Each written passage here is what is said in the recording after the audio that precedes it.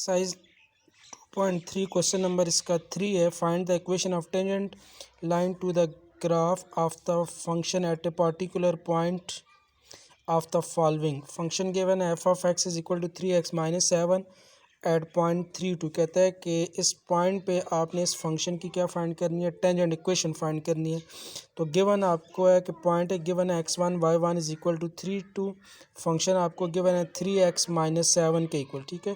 तो tangent equation आपके पास होती है y minus y1 is equal to F prime of x into X minus x1, ठीक है। अब ये वही इक्वेशन है जो आपने चैप्टर नंबर 6 में टेंजेंट इक्वेशन, ठीक है, उसमें सिर्फ ये डिफरेंट था कि y minus y1 is equal to F prime of X. Function का क्या होता है, डेरिवेटिव, और डेरिवेटिव किसको रिप्रेजेंट करता है, स्लोप को।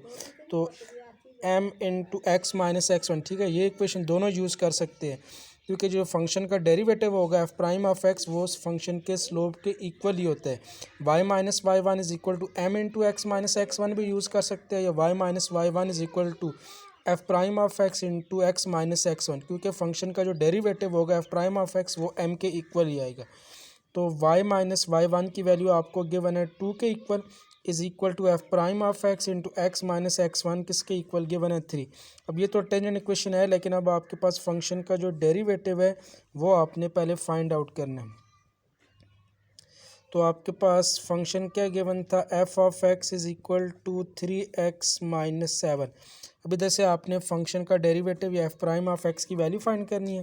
तो क्या आ जाएगा, D by D x of F of x is equal to D by D x of 3x अलग हो जाएगा minus d by D x of 7, ठीक है। डायरेक्ट मैंने इधर सब्ट्रैक्शन रूल लगा लिया, दोनों का डेरिवेटिव अलग अलग से। तो ये क्या आ जाएगा, F prime of x is equal to 3 तो अलग हो जाएगा, D by D x of X minus constant का डेरिवेटिव क्या आ जाएगा 0।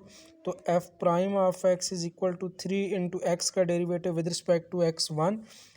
तो जो फंक्शन का डेरिवेटिव है F prime of x is equal to क्या आ जाएगा, 3 के इक्वल आ जाएगा। अब आपने इक्वेशन नंबर 1 में, ठीक है, बाकी सारी वैल्यू गिवन है, एफ प्राइम ऑफ एक्स की जो वैल्यू 3 आई है वो भी आपने वैल्यू पुट कर देनी है। Putting value in equation number 1, तो क्या आ जाएगा, y minus 2 is equal to F prime of x की वैल्यू क्या आ जाएगी 3 इंटू एक्स माइनस क्या आ जाएगा 3 के इक्वल। इधर से y minus 2 is equal to 3x minus 9, या y is equal to 3x minus 9 plus 2।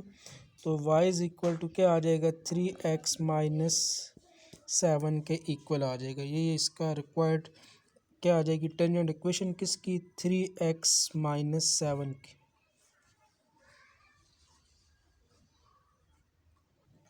Next आपकी एक्सरसाइज 2.3 क्वेश्चन नंबर 3 का बी पार्ट है। फंक्शन गिवन है F of x is equal to x cube at x is equal to minus 1/2। कहता है कि आपने इसकी टेंजेंट इक्वेशन फाइंड करनी है इस पॉइंट की। तो टेंजेंट इक्वेशन के लिए आपका पास फार्मूला क्या होता है, y minus Y one is equal to F prime of x multiply by x minus x1 के इक्वल। अब x1 y1 पॉइंट आपको गिवन होते हैं, इधर आपको सिर्फ एक ही पॉइंट जो x है, ठीक है, वो आपने x1 की जगह यूज़ करना है। y1 ने गिवन वो भी आपने फाइंड करना है, और फंक्शन का डेरिवेटिव भी आपने फाइंड आउट करना है, ठीक है। तो उसके लिए आपके पास जो फंक्शन गिवन है एफ ऑफ एक्स, ठीक है, एफ ऑफ एक्स किसके इक्वल होता है, वाई के इक्वल, क्योंकि ये डिपेंडेंट वेरिएबल है।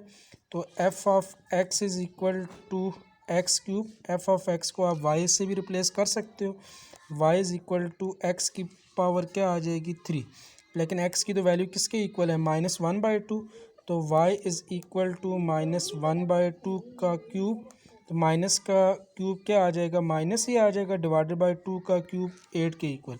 तो ये जो आपके पास x इज़ इक्वल टू -1/2 और y की वैल्यू -1/8, तो ये आपके पास जो पॉइंट होंगे वो as a x1 y1 use होंगे। तो x1 की वैल्यू -1/2 और x की वैल्यू आपने -1/2 पुट की थी, तो y जो आपके पास आ गया था -1/8, वो आपने y1 की जगह यूज़ करना है, ठीक है। तो x1 -1/2 और y1 किसके इक्वल आ जाएगा, -1/8। उसके बाद फंक्शन का आपको डेरिवेटिव चाहिए। तो फंक्शन आपके पास गिवन है F of x is equal to x cube. Derivative लेंगे दोनों तरफ, तो D by D x of F of x is equal to D by D x of क्या आ जाएगा एक्स क्यूब।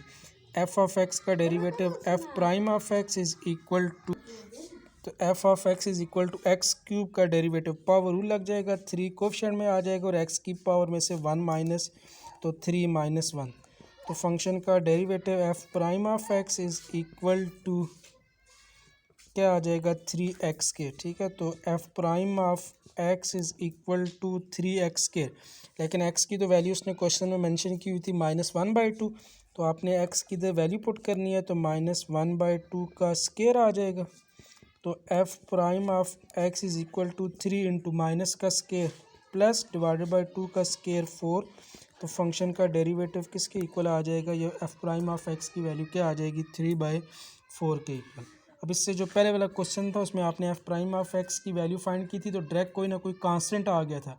अगर उधर भी एक्स और वाई अगर आता तो फिर ये जो x1 और y1 की वैल्यू है वो उधर आप भी पुट कर सकते हो। अब इक्वेशन नंबर 1 में सारी वैल्यूज़ पुट कर लेंगे, तो y माइनस y1, तो y1 की वैल्यू किसके इक्वल आई थी -1/8 is equal to F prime of x की वैल्यू 3/4 और x माइनस x1 की वैल्यू किसके इक्वल है -1/2 के इक्वल। तो y minus into minus plus 1/8 is equal to 3/4 और x प्लस क्या आ जाएगा 1/2। अब ये 4 डिवाइड दूसरी तरफ जाके मल्टीप्लाई होगा, तो 4 into y plus 1/8 is equal to, बाकी 3 बचेगा, 3 को अंदर मल्टीप्लाई कर लेंगे तो 3x और प्लस क्या आ जाएगा 3/2। ये अंदर मल्टीप्लाई होगा तो 4y plus 4/8 is equal to 3x और प्लस क्या आ जाएगा 3/2 के इक्वल। तो 4y इज़ इक्वल टू, ये आपके कैंसिल होके 1/2 बाकी बच जाएगा, तो 4y is equal to 3x plus 3/2। ये जो 1/2 है इसको दूसरी तरफ लेके जाएंगे तो क्या आ जाएगा -1/2 के इक्वल। जिससे 4y is equal to 3x plus इसका एलसीएम 2 आ जाएगा, तो बाकी ऊपर वैल्यू क्या बचेगी 3 माइनस 2 डिवाइडेड बाई 2। तो 4y is equal to 3x plus 2/2 किसके इक्वल आ जाएगा 1 के इक्वल। तो इक्वेशन ऑफ टेंजेंट क्या बन जाएगी y is equal to 3x plus 1 divided by 4, या y is equal to 3/4x और प्लस क्या आ जाएगी 1/4। ठीक है, अब इसका क्वेश्चन नंबर जो 5 है, ठीक है, वो आपने खुद हल करना है, और ये आपकी जो एक्सरसाइज है 2.3 ये कंप्लीट हो जाएगी। नेक्स्ट आपके पास डेरिवेटिव के मतलब कुछ चीज़ें हैं, जिस तरह आप पावर रूल यूज़ करते हैं ना, for example D by D x of x square है। अब इसका अगर आपने डायरेक्ट पावर रूल लगाते हो तो 2 कोफिशिएंट में x की पावर क्या आती है 2 माइनस 1, ठीक है, इज़ इक्वल टू आपके पास क्या आ जाएगा 2x आ जाएगा। लेकिन इसका ये कंप्लीट डेरिवेटिव का मेथड नहीं है, ठीक है। कंप्लीट डेरिवेटिव का मेथड ये होता है कि फॉर एग्जांपल एक्स स्क्वायर है, जब इसका आप डेरिवेटिव लेते हैं तो पहले पावर कोफिशिएंट में आ जाएगी x की पावर क्या आ जाएगी 2 माइनस 1 और मल्टीप्लाई बाय डेरिवेटिव ऑफ क्या आ जाएगा जो इनर फंक्शन है वो आपने दोबारा लेना होता है, multiply by d x of x. अब x का derivative with respect to x 1 होता है, तो इधर आप अगर ना भी लो तो कोई भी फ़र्क नहीं पड़ता, क्योंकि आपके पास डेरिवेटिव क्या आएगा 2x ही आ जाएगा। लेकिन फॉर एग्जांपल ये आपके पास फंक्शन चेंज हो किस तरह आ जाए, for example D by D x of 2x plus 1 का होल स्क्वायर, ठीक है। अब ये भी फंक्शन पावर में ही आ गया, रूल पावर रूल ही यूज़ होगा, लेकिन आपने इस पे डायरेक्ट सिंपल पावर रूल नहीं यूज़ करना, बल्कि इसको आप नाम देते हो extended power rule. Extended power rule use करना है, क्योंकि जब आपके पास फंक्शन सिंगल x हो तो अगर आप एक्सटेंडेड पावर रूल ना भी यूज़ करो तो आपके पास डेरिवेटिव में कोई भी फ़र्क नहीं पड़ेगा। लेकिन अगर जो आपका बेस है जो फंक्शन है वो सिंपल x के अलावा, ठीक है, 2x है, ठीक है, ये एक्स स्क्वायर का ऊपर स्क्वायर है, ये आपके पास 2-3 वैल्यू का सम डिफरेंस आ रहा है, ऊपर होल पावर है, तो पावर रूल यूज़ करोगे, लेकिन आपने उधर पावर रूल कौन सा यूज़ करना है, एक्सटेंडेड पावर रूल, ठीक है। अब इसमें फ़र्क क्या होता है, अब फॉर एग्जांपल आपके पास D by D x of X power N, ठीक है, इसका आपको मैंने फार्मूला ड्राइव करवाया था, यह आपके पास होता है पावर रूल लगेगा n कोफिशिएंट में आ जाएगा और x की पावर क्या आ जाएगी n-1।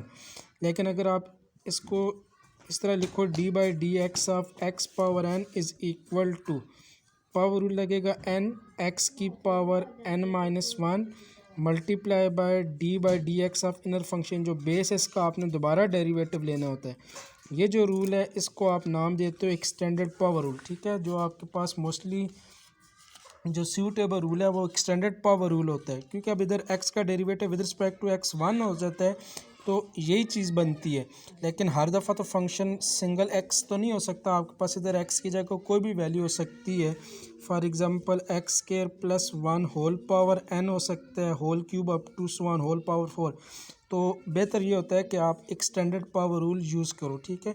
लेकिन जब आपके पास इधर बेस की जगह फंक्शन की जगह सिंगल x आ जाए, ठीक है, जिस वेरिएबल के हिसाब से वेरिएबल, ठीक है, फॉर एग्जाम्पल x है तो x के हिसाब से डेरिवेटिव ले रहे हो तो आंसर 1 ही आएगा। x का derivative with respect to x, तो इसका डेरिवेटिव एक्सटेंडेड पावर रूल का डेरिवेटिव ना भी लो तो फ़र्क नहीं पड़ेगा।